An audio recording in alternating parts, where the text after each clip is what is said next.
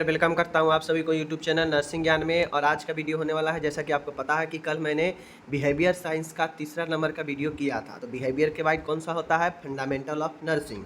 और मैं बता दूं कि एमपी में या बिहार में अभी एग्ज़ाम होने वाला है। एमपी में तो पूरा के पूरा होने वाला है, और तो आप लोग के लिए यह रिवीजन भी है। जो पिछले ईयर के हैं उनके लिए रिवीजन भी है। राजस्थान इन लोग को अभी एग्ज़ाम होना बाकी है 22 से 23 के लिए। ऐसे तो 22 से 23 के लिए मैं पढ़ा दिया हूँ, बट अगर शुरू से रिवीजन आप करना चाहते हैं तो आपके लिए यह 23 से 24 जो हम अभी पढ़ा रहे हैं, यह रिवीजन के लिए आपके लिए बेस्ट है। रिवीजन कर सकते हैं, ठीक है। बाकी ये मैं 23 से 24 वालों के लिए पढ़ा रहा हूँ। अगर आप कंप्लीट पढ़ना चाहते हैं तो प्लेलिस्ट 2022 से 23 आपका बना हुआ है, उसमें डाला हुआ है। वो सारे चीज़ को आप रिवाइज करिए, ठीक है। रही बात यहाँ पे, ये सारे जो हम वीडियो करा रहे हैं डेली, इसका पीडीएफ आपको कहाँ पे मिलेगा? तो इसका पीडीएफ वेबसाइट है nursingyan.com, ठीक है। जो चैनल का नाम है उसी नाम से गूगल पर सर्च कीजिएगा तो आपका वेबसाइट खुलेगा। उस वेबसाइट पर जो भी ईयर्स का आपको चाहिए उस ईयर के सेशन में जाकर उसके अंदर जाकर आप डाउनलोड कर सकते हैं, ठीक है। Fundamental of nursing video number तीसरा है, ठीक है। इससे पहले मैं 2 वीडियो कर चुका हूँ। पहला है, आज के वीडियो में क्वेश्चन कर रहा है कि नर्स के प्रमुख कार्यों का वर्णन कीजिए। देखिए, फंडामेंटल ऑफ नर्सिंग जो होता है ना, बड़ी आसान चैप्टर है, बड़ी जो है बहुत आसान सब्जेक्ट है, ठीक है। थोड़ा सा दिमाग लगा दीजिएगा ना तो अपने से खुद से लिख सकते हैं। अब देखिए यहाँ पे क्वेश्चन क्या कर रहा है कि explain the main function of a nurse, यानी नर्स के प्रमुख कार्यों का वर्णन करना है। आप खुद दिमाग लगाइए कि नर्स का आखिर कार्य कौन कौन से काम हो सकता है, नर्स क्या क्या कर सकती है, नर्स क्या क्या करती है, वही उसका काम होगा। तो खुद सोच के भी चीज़ों को आप डेवलप कर सकते हैं। अगर 1-2 बार पढ़ लेते हैं तो बेहतर हो जाएगा। देखिए, जैसे नर्स के प्रमुख कार्य निम्न है, मतलब बहुत सारे कार्य हैं नर्स के, ठीक है ना। नर्स के काम है कि यह केयर गिवर होती है, मतलब यह देखभाल करने वाली होती है, ठीक है। जैसे टेस्ट कराना हो मरीज का, ठीक है, परीक्षण कराना हो, दवाई देना हो, ठीक है, मरीज को देखभाल करना हो, इलाज देने में, सभी चीज़ों को देखभाल यह करती है मरीज का, ठीक है। तो नर्स का काम देखभाल का होता है। अब मैं ये सारा चीज़ आपको पढ़ाऊँ तो वही मैटर है कि नर्स देखभाल के रूप में रोगी के इलाज के समय रोगी के साथ रहती है और डॉक्टर द्वारा लिखी दवाइयाँ रोगी को देती है, तथा रोगी के दवा के प्रभाव का परीक्षण भी करती है कि क्या साइड इफेक्ट हुआ, क्या प्रभाव हुआ, ठीक है। और तो और रोगी की सभी स्वास्थ्य संबंधी आवश्यकताओं को पूर्ति करती है। मेनली रूप से नर्स जो है देखभाल करने का काम करती है। देखभाल में सभी चीज़ें आ जाता है, साथ रहना, दवाइयाँ देना, दवाइयों को प्रभाव देखना, ठीक है, और सभी आवश्यकताओं को पूर्ति करना, ठीक है ना।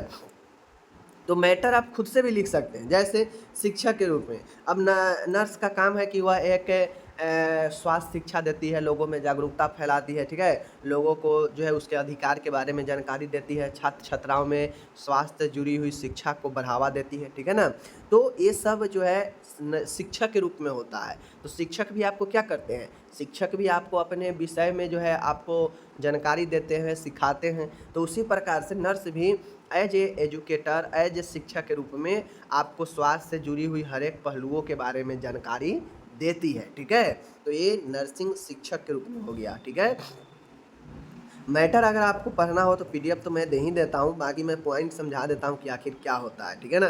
ये सब क्वेश्चन में कोई दम नहीं होता है। प्रबंधक के रूप में नर्स का काम होता है प्रबंधन करना, मैनेजमेंट करना, ठीक है।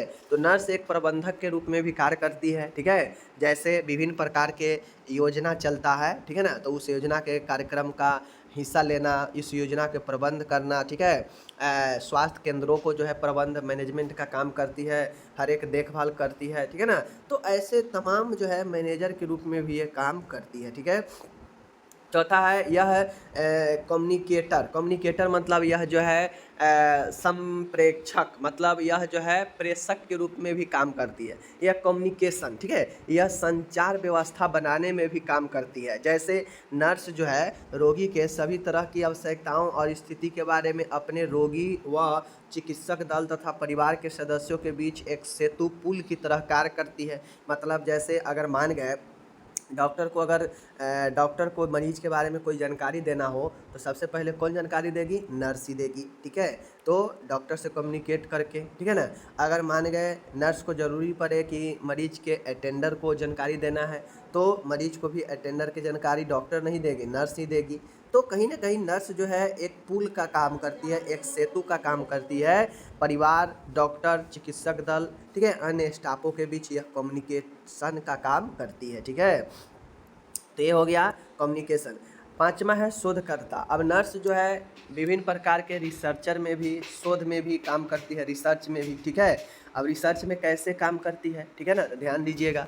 तो जब भी किसी टॉपिक पे रिसर्च चलता है, ठीक है, तो उस पर जो है यह डॉक्टर को या रिसर्च टीम को मदद करती है। जैसे देखते होइएगा बड़ा बड़ा जहाँ पे मेडिकल कॉलेज रहता है, तो वहाँ पे किसी किसी टॉपिक पर रिसर्च होते रहता है, तो उस रिसर्च टीम में नर्स भी होती है। तो नर्स जो है चिकित्सक दल को, शोधकर्ता टीम को मदद करती है। ठीक है, तो यह रिसर्चर के रूप में भी कार्य करती है। ठीक है ना, समझ गए।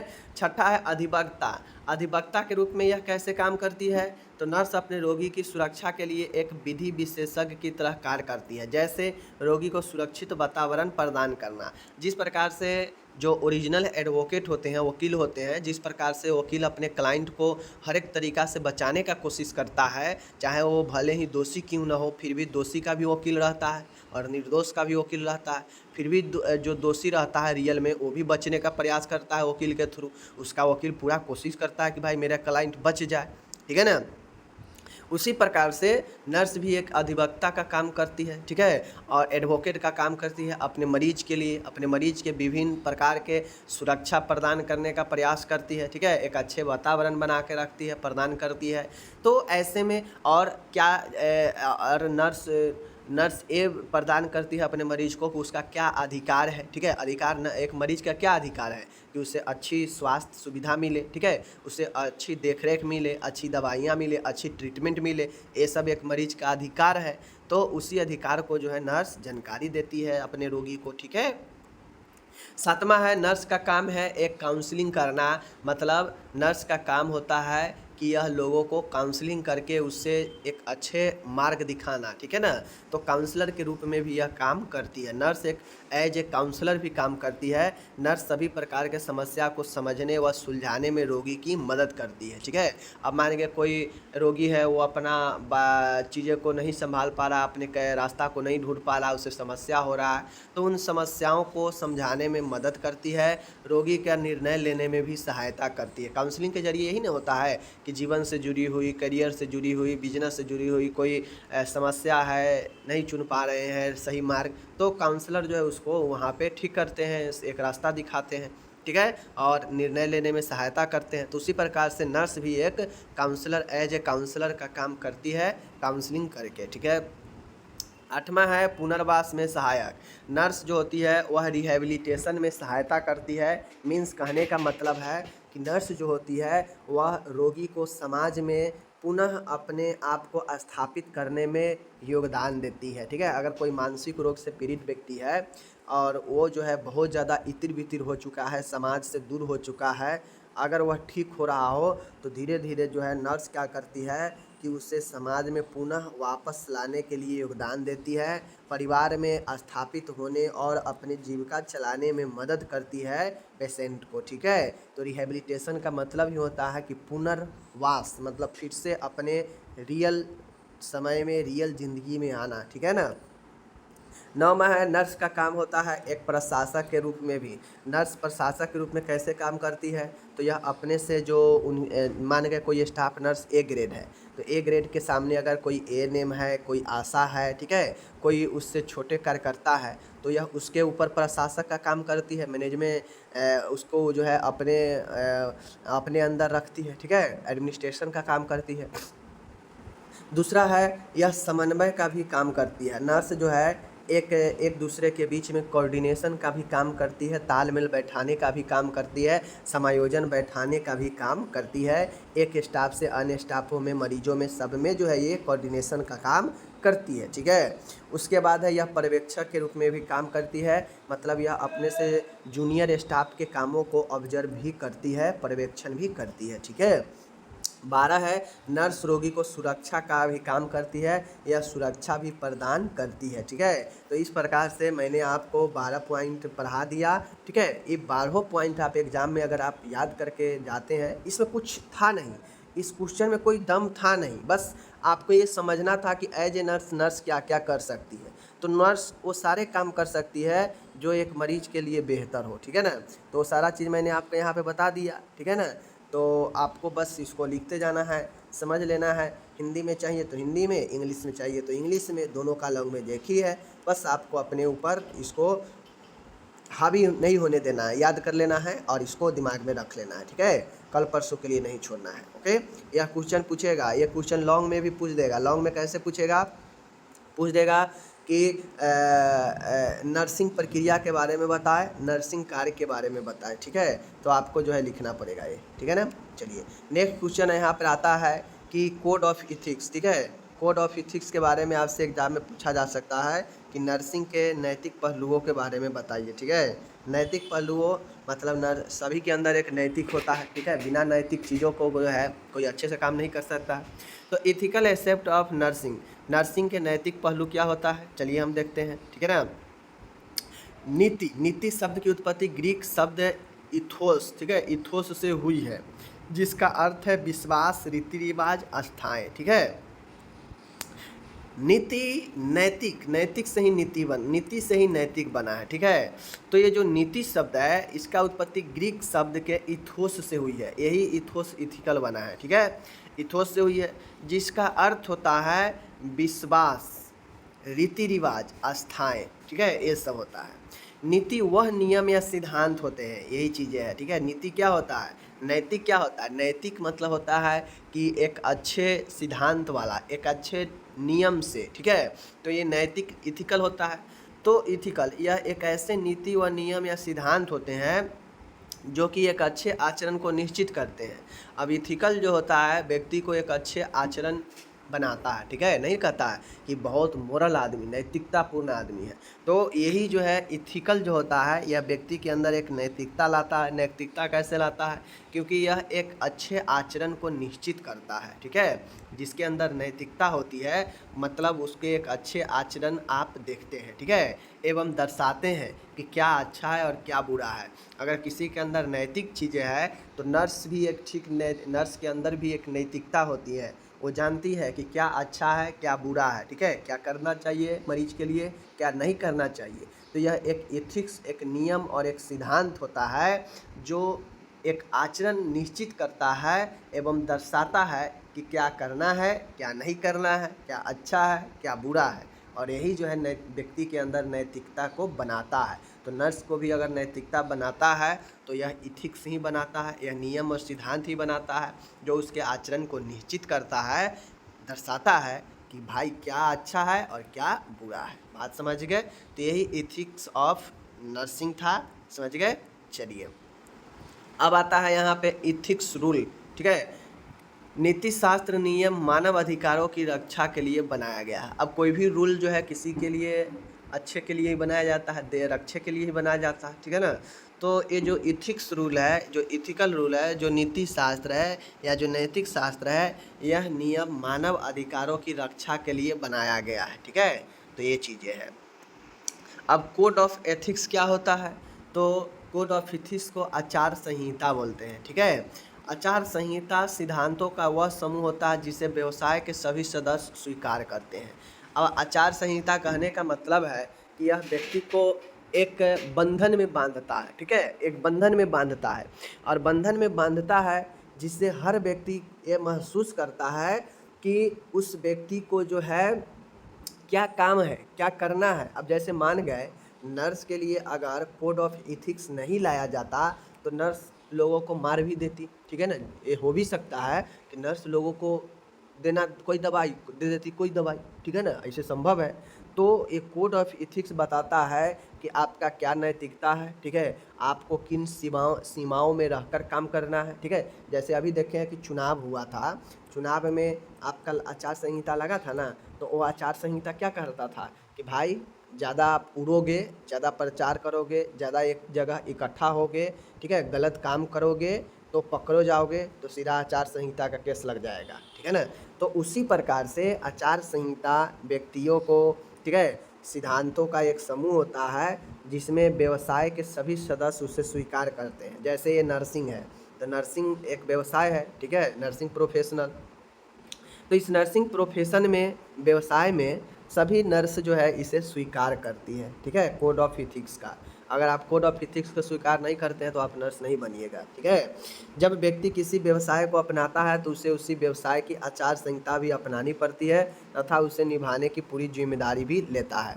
अब जैसे आप नर्स बनिएगा तो आपको अपने व्यवसाय में, नर्सिंग व्यवसाय में आपका जो कोड ऑफ इथिक्स है उसे अपनाना ही पड़ेगा और उसको पूरी जिम्मेदारी से निभाना भी पड़ता है। अब ये सब क्यों होता है? ये सब इसलिए होता है क्योंकि आपके अंदर एक जिम्मेदारी आए, ठीक है, आपके अंदर एक सिद्धांत हो, एक नियम हो कि आपको क्या करना है, क्या नहीं करना है, आपके लिए क्या बुरा है और क्या अच्छा है, ठीक है, जो ऊपर देखे, समझ गए। नर्सिंग के लिए आचार संहिता को सन 1953 में international council of nursing ICN द्वारा जारी किया गया था, ठीक है। तो जो नर्सिंग के लिए आचार संहिता है, कोड ऑफ इथिक्स है, यह 1953 में इंटरनेशनल काउंसिल ऑफ नर्सेज के द्वारा जारी किया गया था। इसमें कुछ मुख्य तत्व है जिसके आचरण पर बल दिया गया। तो जो कोड ऑफ इथिक्स जो नर्सिंग प्रोफेशन के लिए जारी किया, जो बताता है कि क्या करना है, क्या नहीं करना है। कोड ऑफ इथिक्स जिम्मेदारियों से बांधता है, ठीक है, और सभी को अपने व्यवसाय में अपनाना ही पड़ता है, ठीक है, और अपनाना पड़ता है पूरी जिम्मेदारी से। ओके, कोड ऑफ इथिक्स को नर्सिंग के क्षेत्र में 1953 में ICN के द्वारा लाया गया था, ठीक है। जो बल किस पर दिया गया? बल किस पर दिया गया? तो कुछ तत्व है जिस पर बल दिया गया, चलिए देखते हैं। पहला है नर्स और जनता, नर्स और पीपुल।